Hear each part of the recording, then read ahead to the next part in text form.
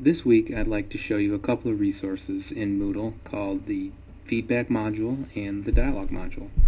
The feedback module is what you would use to create a survey. If you want to get an informal survey of your students, you can do that and collect anonymous data based on some questions that you enter. To do so, you would just click on Add an Activity and you would select Feedback from the drop-down list. I've already created one in the essence of time here called Moodle Survey. I'm going to click on the edit icon and we'll go in and look at it.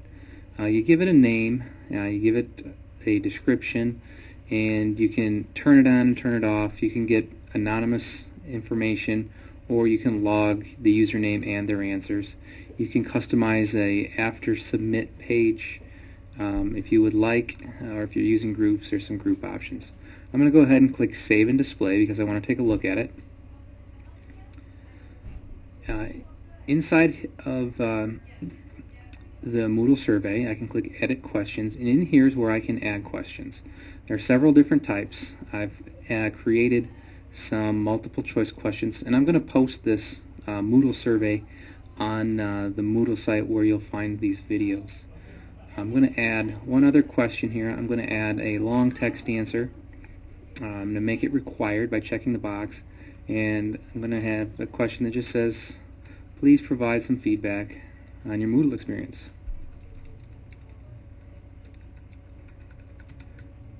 One thing that you'll notice is you've got width and number of lines. This is your way to control how big the box is that students will see to enter in their answers. I've been toying around with this a little bit, and I kind of like 55 for the width and 10 for the height, 10 lines high.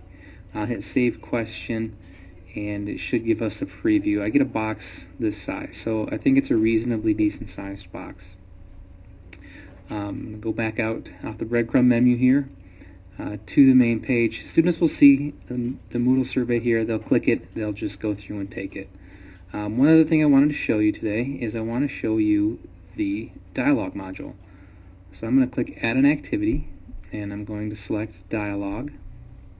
In the dialogue name, you can call it whatever you want, but what the dialogue is it's essentially a private discussion forum area where your students can ask you a question in private, and it just shows up to you as the instructor. It looks kind of like a discussion board, and it has the same discussion board feel, but students can post in here, so I'll give it a name.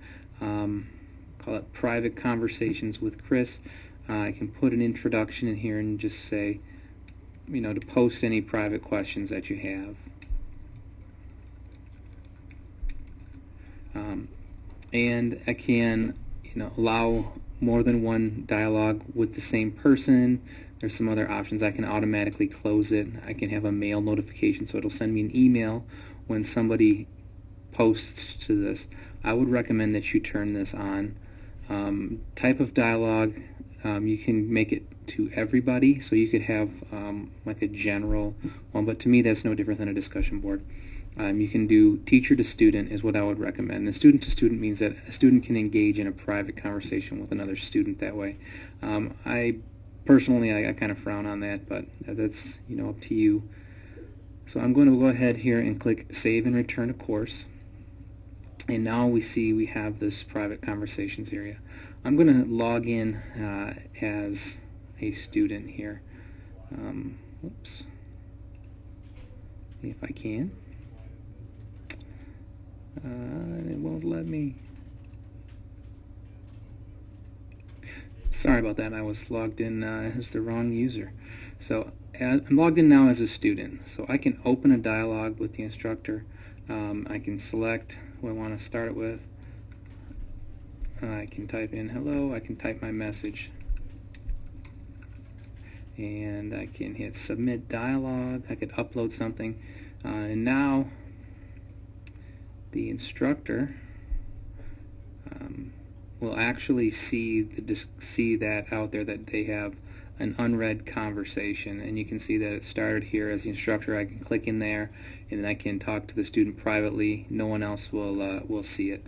It's a nice tool to communicate with students.